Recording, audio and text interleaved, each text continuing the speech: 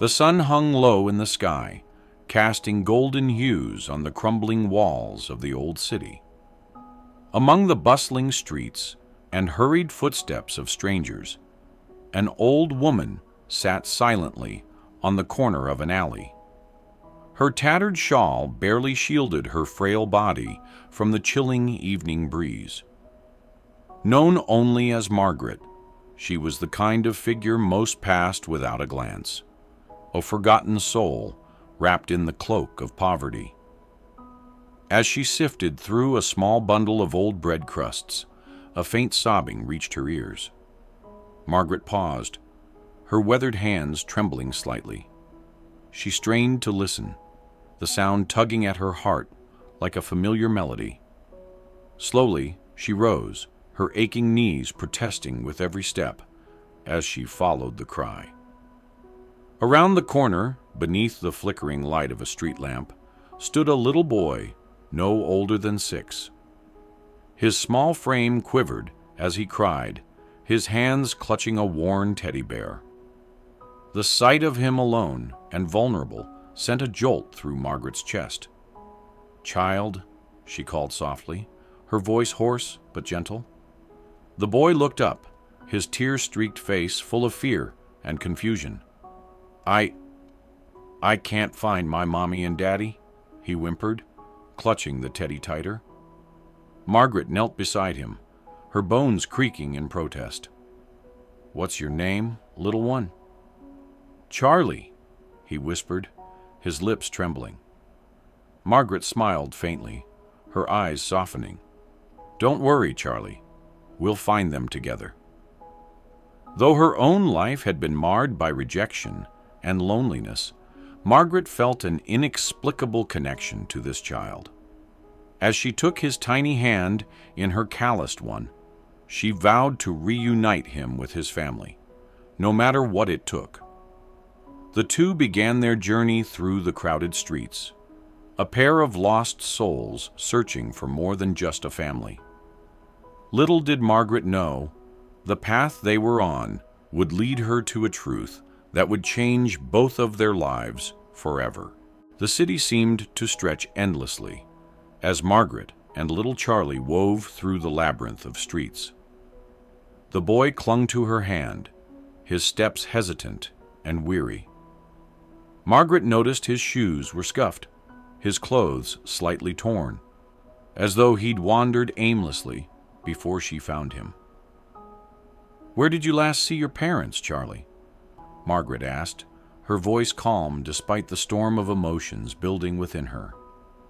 "We were at the market," he replied, sniffling.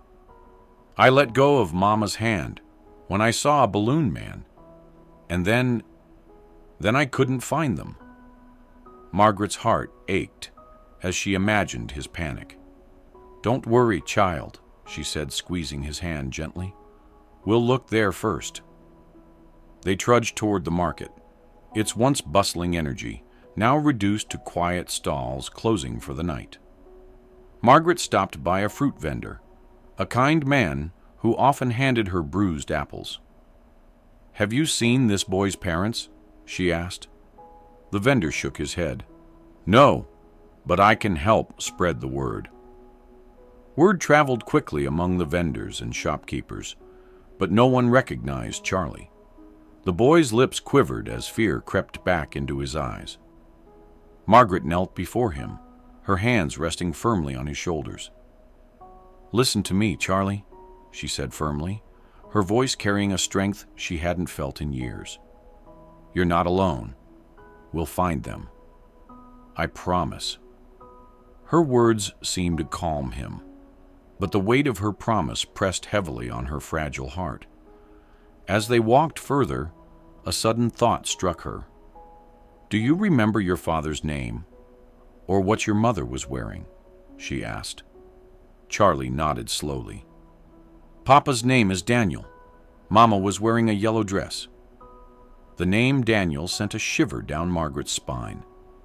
It was a name she hadn't heard in years, yet it felt as familiar as her own. But she brushed the thought aside. It couldn't be. She had no time for ghosts of the past. Determined, Margaret approached a policeman patrolling the area.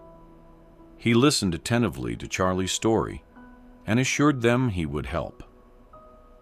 As the officer radioed in a missing child report, Margaret felt a strange mix of relief and unease. As they waited, Charlie rested his head on Margaret's lap, exhaustion taking over his small body. She stroked his hair gently, her mind churning. The name Daniel lingered, echoing in the corners of her memory like a half-forgotten song. What if this boy was more connected to her than she dared imagine? The night deepened, and the city grew quieter, its pulse slowing to a gentle hum. Margaret and Charlie sat on a bench outside the police station, illuminated by the dim glow of a streetlight. The boy had drifted into a light sleep, his small head resting against her shoulder. Margaret's fingers absently brushed his messy curls as her mind wandered. The name Daniel stirred old wounds, long buried but never healed. She hadn't spoken that name in years. Her son, the one who had once been her entire world, now just a distant, painful memory. Her thoughts were interrupted by the arrival of a young couple rushing into the station. The woman wore a yellow dress, its hem torn and stained, her face pale with worry. Beside her was a man with broad shoulders, his eyes scanning the room desperately. "Charlie!" the woman cried, her voice trembling. The boy stirred at the sound, lifting his head. "Mama! Papa!" he shouted, sliding off the bench and running toward them. Margaret stood frozen as the couple embraced their son. Tears streamed down their faces as they kissed his cheeks and held him tightly. A wave of relief and joy filled the air, but Margaret couldn't move. She couldn't speak. The man's eyes finally lifted, meeting hers, and in that instant, the past came rushing back like a tidal wave. "Mom," he whispered, his voice barely audible. Margaret's breath caught in her throat. It was him, Daniel, her son, standing before her after all these years. She had dreamed of this moment, but now that it was here, it felt surreal. You're Charlie's grandmother?" the woman asked softly, her voice breaking the silence. Daniel's expression shifted, a mixture of shock and guilt washing over him. He stepped closer, his face etched with emotions too complicated to name. I thought you were gone," he said, his voice heavy with regret. Margaret's eyes filled with tears, her weathered face reflecting years of pain. "You left me," she said quietly, her voice trembling. "When your father died, you said you'd come back for me, but you never did." Daniel looked away, shame written all over his face. "I was young and selfish, Mom. I thought starting fresh was the only way to escape the pain. I didn't realize what I was leaving behind." Margaret's heart ached, torn between anger and longing. Before she could respond, Charlie's small voice broke the tension. "Grandma," he said, looking up at her with wide, innocent eyes. "You're my grandma." Margaret knelt down, her tears flowing freely now. She cupped Charlie's cheeks in her hands, a bittersweet smile on her lips. "Yes, little one," she whispered. "I'm your grandma." Charlie threw his arms around her neck, holding her tightly. In that moment, the pain of the past was overshadowed by the warmth of his embrace. Margaret closed her eyes, silently thanking the universe for this unexpected reunion.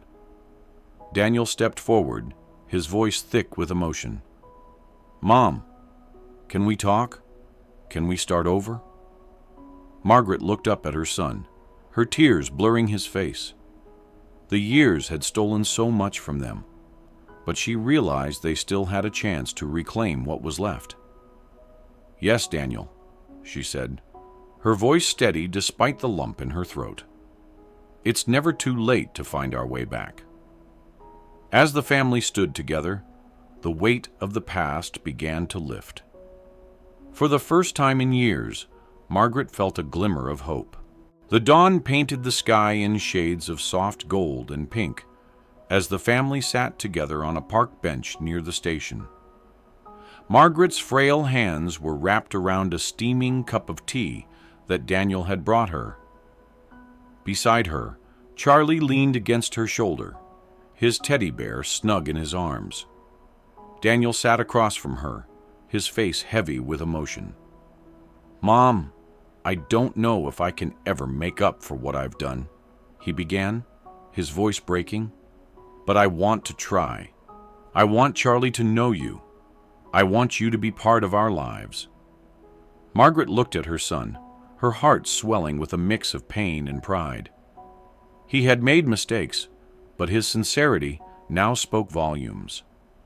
She reached across the table, her trembling hand covering his. "We can't undo the past, Daniel," she said softly, "but we can build something new, for Charlie, for us." Charlie looked up at her, his bright blue eyes filled with curiosity. "Grandma, does that mean you're coming home with us?" Margaret's eyes glistened with tears as she smiled. "If you'll have me, my little star, I'd love nothing more." The boy giggled, wrapping his small arms around her waist. Daniel's wife, Emily, joined them, her own tears falling as she placed a hand on Margaret's shoulder. "You'll always have a place in our home," Emily said, her voice warm and inviting. In that moment, under the light of the rising sun, Margaret felt something she hadn't in decades, a sense of belonging. The emptiness she had carried for so long began to fade, replaced by a newfound hope. As they stood to leave, Charlie held her hand tightly, his laughter echoing through the quiet streets. Margaret looked up at the sky, the colors of dawn reminding her of the stars she used to gaze at as a young woman. For the first time in years, the future didn't feel so lonely. Some stories remind us of the power of forgiveness, the strength of family, and the beauty of second chances. Margaret's journey teaches us that even in the face of heartbreak and loss, love can find its way back.